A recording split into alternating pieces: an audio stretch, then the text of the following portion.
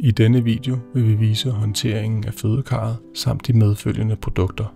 Trin for trin gennemgår vi, hvordan man installerer, fylder, bruger, tømmer, rengør og samler udstyret. Herefter hvordan karret pakker sammen. Tag fødekarret frem fra tasken. I denne taske kan man med fordel også opbevare luftpumpen. På et hospital er det optimalt at have flere kar tilgængeligt på fødeafdelingen, hvoraf mindst et kar kan opbevares oppustet. Et hospitalskit bruges ved hver anvendelse af fødekarret. Vi tilbyder forskellige pakker og løsninger for at optimere brugen af fødekar ud fra hver kliniks behov og forudsætninger. En giftfri 10 meter vandslange, en vandpumpe, et kartermometer, en si, en skridsikker måtte, lange gynækologiske handsker, en liner, en slangekobling.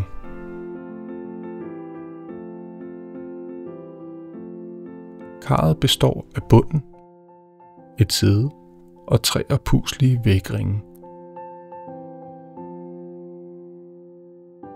Brug luftpumpen til at puste karret op. Luftpumpen kan bruges både til at puste op og tømme karret for luft. Takket være den integrerede overfyldningsbeskyttelse i pumpen, kan du aldrig puste karret for meget op. Fyld luftkamrene, indtil der ikke kan komme mere luft ind. Begynd med at puste bunden og sidde op med luftpumpens mindre mundstykke. Fortsæt derefter med den nederste og pustelige ring og arbejd dig opad. Brug det bredere mundstykke til dette.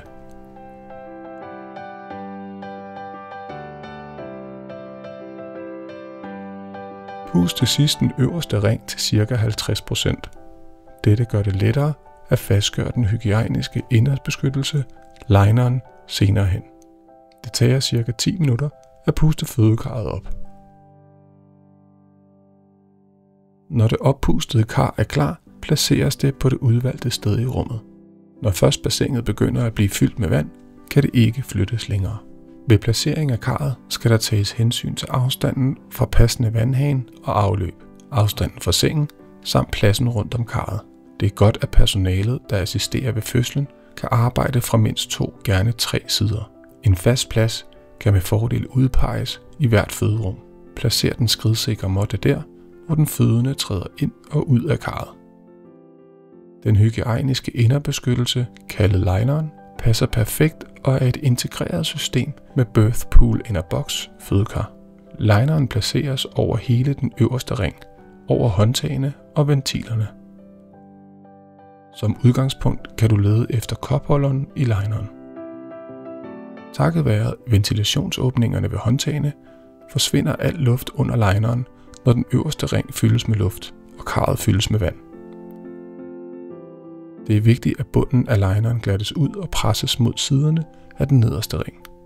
Når lineren er på plads, pust den øverste ring yderligere op.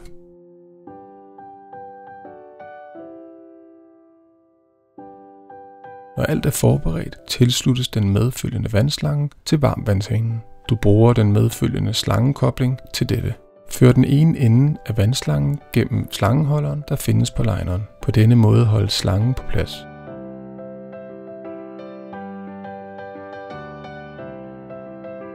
Tilslut derefter den anden ende med slangekobling til den vandhane, der skal bruges. Du tilslutter vandslangen ved at skrue spænderingen af og fører slangen ind i koblingen mellem koblingens tænder. Skru spænderingen tilbage på koblingen. Dette er en snap-on kobling, der nemt klikkes fast på vandhanens armatur.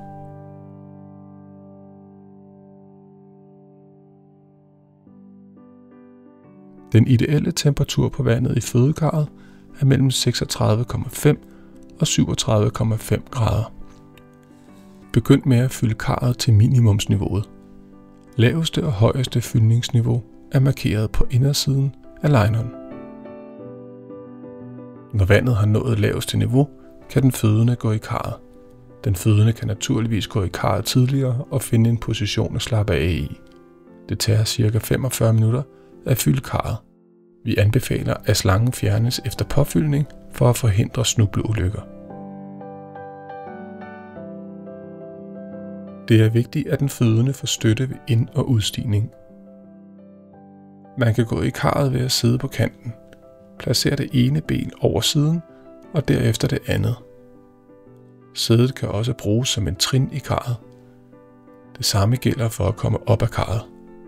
De bløde vægge, bunden, sædet og de forskellige håndtag gør det muligt at indtage mange forskellige positioner i karret.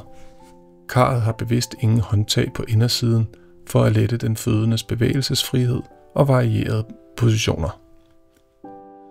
Den fødende finder normalt selv den position, hun er mest komfortabel med.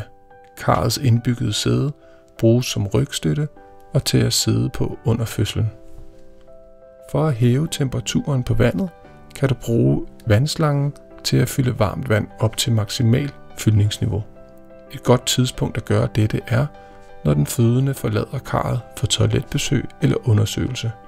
Sørg for, at vandet blandes ordentligt, hvis varmere vand er fyldt på.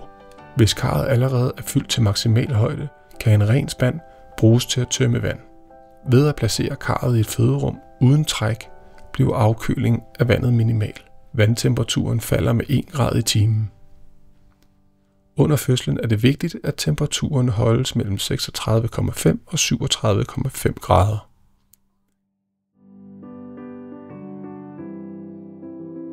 Det indbyggede sæde bruges efter fødslen, så den fødende kan sidde og holde barnets hoved over vandoverfladen.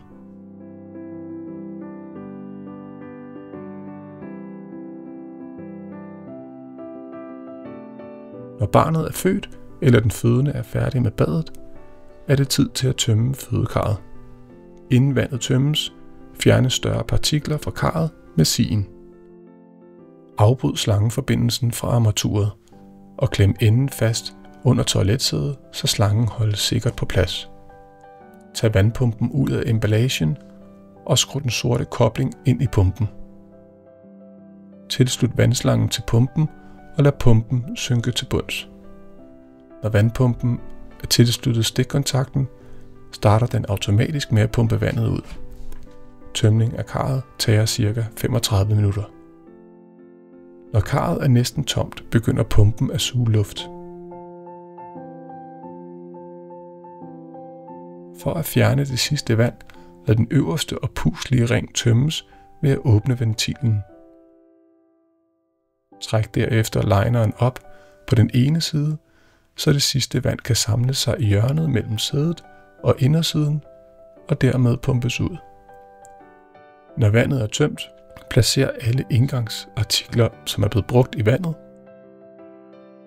herunder vandpumpen, vandslangen, termometeret, den skridsikre måtte, handskerne og sigen i lineren. Lineren fungerer nemlig som en stor affaldspose, så du kan smide alt ud på en gang.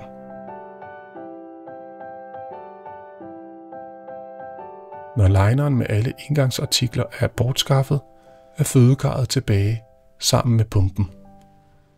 Der dannes kondens mellem karret og lineren. Vand og urenheder kan også komme ud af karret, når den fødende stiger ind og ud. Det er vigtigt, at karret er rent og tørt, inden det pakkes sammen, for at forhindre skader på materialet. Karret kan rengøres med rengørings- og desinfektionsmidler, som findes på afdelingen.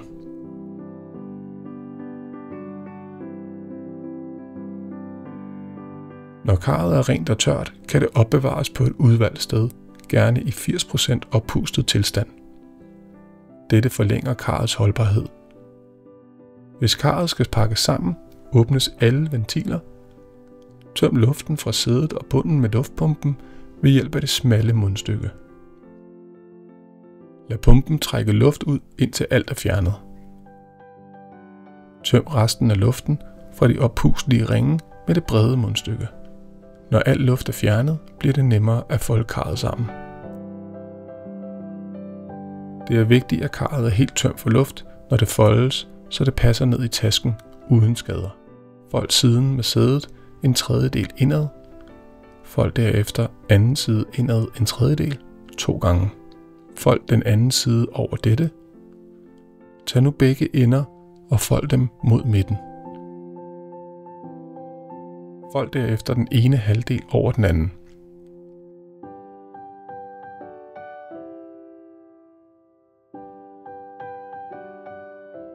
Fastgør spændebåndene rundt om det foldede kar for at holde det sikkert på plads, før det placeres i tasken sammen med luftpumpen.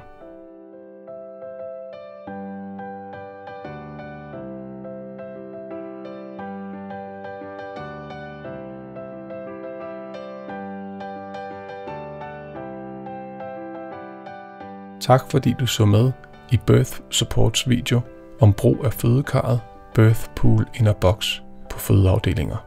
Har du spørgsmål, er du velkommen til at kontakte os. Vi står klar til at hjælpe dig.